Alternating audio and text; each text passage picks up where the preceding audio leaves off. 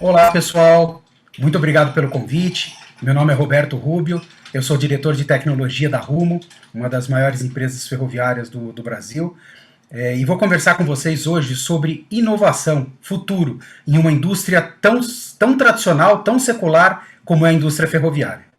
Uma pena que nós não estamos presencialmente, mas eu vou passar por alguns temas, espero que vocês gostem. Primeiro ponto que eu queria falar com vocês, se vocês reconhecem esse desenho, essa figura. É uma informação que provavelmente as pessoas que têm os cabelos brancos, ou como eu, têm poucos cabelos, vão reconhecer. É um desenho muito famoso. Ele foi criado em 1962, chamava os Jetsons. Ele não é mais transmitido, mas ele provocava muito a sociedade. Era um desenho, hein, pessoal? Se você analisar um pouquinho esse desenho, você vai perceber o seguinte. Nós temos alguns fatos que ele lançava, que ele colocava sobre a mesa, que viraram realidade. A inovação é presente no nosso dia a dia. Por exemplo, repare o relógio que ele tinha, repare a pílula que ele tomava para fazer exames, ele engolia, bronzeamento artificial, esse é tradicional, robô de limpeza. Isso é um desenho, pessoal, de 1962. Quando você analisa isso, você começa a perceber que inovação é realidade. Inovação é algo que permeia o dia a dia de todas as pessoas e cada vez mais permeia o dia a dia das empresas. As empresas levaram algum tempo para entender isso, para acordar para esse cenário, mas agora acordaram. Acordaram e estão mergulhadas no contexto de inovação. Quando você fala de inovação, quais são as variáveis que afetam a inovação? O primeiro, a velocidade que ela tem acontecido. O ser humano sempre inovou, mas nunca inovou na velocidade que nós estamos fazendo agora.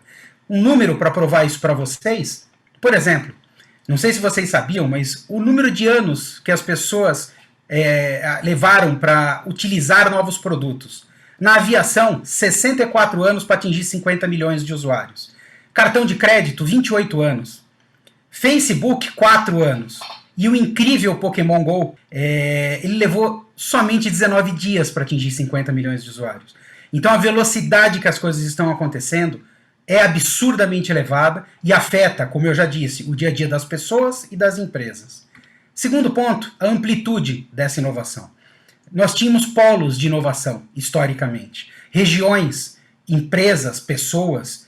Agora nós temos uma abrangência global. Esse dado é real, pessoal. Nós temos quase 8 bilhões de pessoas no nosso planeta. Inacreditável essa abrangência, mas nós estamos falando quase de 5 bilhões de pessoas acessando a internet. Vocês conseguem entender a magnitude disso? Nós estamos falando de quase 60% de todos os seres humanos usam a internet para alguma coisa. Somem a velocidade com a capacidade de atingir o planeta todo ao mesmo tempo. É isso que nós estamos vivendo. Isso é conhecido no meio de inovação como VUCA, que é um mundo volátil, incerto, complexo e ambíguo. Ele muda a todo momento. Dificilmente você consegue enxergar para onde ele vai. As mudanças são cada vez mais complexas. Nós temos um cenário onde nós determinamos o futuro baseado no passado, só que ele é determinado e muda na sequência. Eu acabei de falar para vocês do Pokémon GO, em 19 dias 50 milhões de usuários e provavelmente hoje muito menos. E ambíguo. Dificilmente você tem uma única resposta para cada uma das situações. No mundo pessoal, na vida individual do ser humano, o ser humano absorve isso com mais facilidade. Quando nós analisamos as empresas, elas têm latência ainda. E isso é uma característica muito típica de indústrias tradicionais, da qual eu sou representante hoje aqui, a Rumo. É uma indústria ferroviária, exemplo da primeira revolução industrial. E se você parar para pensar qual é o impacto disso nas empresas, aproximadamente 40% das empresas que estão na Fortune 500 hoje em dia não existirão mais em 2025. Eu não estou falando que elas estarão em ranking menor, elas não existirão mais. Então é uma necessidade que as empresas se adaptem a essa velocidade. Tudo isso gira ao redor de digitalização. É isso que nós falamos, mundo digital. A digitalização, engana-se quem imagina que ela é simplesmente 0-1, que é simplesmente colocar um app, criar um site e você virou digital. O mundo digital é um mundo onde você muda a sua forma de pensar. Você pensa de uma forma diferente. Você consegue, de forma geral, encarar toda a situação como algo que pode ser melhorado. É muito fácil de entender isso, pessoal, quando você analisa o dia a dia de um ser humano. Você estuda, você parte do princípio que o que você aprendeu é sua base. E você tenta sempre melhorar a sua base, novos cursos, novos conhecimentos. Isso era uma verdade absoluta até 5, 10 anos atrás. O mundo de hoje é necessário sim você aprimorar cada vez mais o seu conhecimento. Mas ao mesmo tempo você não pode perder de vista que o conhecimento que você possui pode não ser mais o mesmo. Pode não ter mais a mesma utilidade que tinha 5, 10 anos atrás. Quem fez curso de datilografia vai entender o que eu estou falando. É algo que a sua base foi corroída. Você aprende uma nova linguagem de programação e essa linguagem pode não ser mais útil daqui 10 anos, daqui 5 anos. Então você não está falando só sobre digitalização. Você está falando sobre um conceito de sempre aprender, sempre se reconstruir. De que forma que eu posso colocar em xeque o que eu já conheço, trazer novos conhecimentos e, mais do que tudo, aplicar isso na prática na empresa. Como que uma empresa, por exemplo, como uma ferrovia, conseguiu fazer isso? Para quem não nos conhece, pessoal, a Rumo, ela hoje é responsável por aproximadamente 14 mil quilômetros de linhas férreas. O Brasil tem ao redor de 28, 30 mil, então é sem dúvida a maior operadora ferroviária brasileira. Ela tem mais de 1.000 locomotivas, mais de 28 mil vagões, é responsável por aproximadamente 80% de toda a exportação do agronegócio sobre trilhos no Brasil. Então ela tem um impacto bastante grande na sociedade, mas ao mesmo tempo ela usa uma tecnologia, ou sempre se baseou, todo o desenvolvimento dela foi feito num conceito ferroviário que é o mesmo há décadas, há muito tempo. E isso sempre foi verdade na indústria ferroviária, mas nos últimos 10 anos a indústria começou a se questionar. E a Rumo, de 2015 para cá, trouxe um leque de inovações e uma forma de pensamento muito diferente do usual. Como curiosidade, hoje a Rumo é a maior operadora de trens semi-autônomos da América Latina. E isso foi construído em 6 anos, de 2015 para cá. Isso é o efeito prático disso que eu estou colocando para vocês. Nós somos eternos aprendizes. Nós temos que buscar conhecimento constantemente. O status quo deixa de ser uma área de conforto e passa a ser uma área de desconforto. Você estar sempre preso ao que você sempre fez te tira valor, não adiciona valor. E isso é algo que o mundo digital nos trouxe. A capacidade, essa abrangência, essa velocidade, essa capacidade de ser questionador e irrequieto, trouxe isso para as empresas, e as empresas têm aplicado isso de forma bastante agressiva. Eu gostaria de compartilhar com vocês uma informação muito interessante do Singularity University, que é uma instituição americana que divulga um conhecimento disruptivo, um conhecimento que rompe cadeias, que são os ciclos naturais de inovação, e isso a gente aplica de forma intensiva na Rumo. Um processo analógico qualquer é feito naturalmente ao longo de décadas. De repente alguém cria uma forma de digitalizá-lo. Quando isso acontece, você começa a provocar a forma que você reage àquele estímulo. Por exemplo, eu ouço música em LP. De repente eu começo a ouvir essa mesma música em CD, num meio digital. No começo não tem todos os títulos que eu quero, a qualidade ainda não era muito boa, estou falando de 20 anos atrás, e isso você entra num ciclo de decepção. O primeiro D é a digitalização, o segundo é a decepção. O resultado dessa digitalização não traz o resultado que você esperava, comparado ao analógico tradicional. Só que o digital evolui muito rápido. E ele atinge um ponto de disrupção, ou seja, ele se equilibra. O resultado do digital e o resultado do analógico ficam iguais.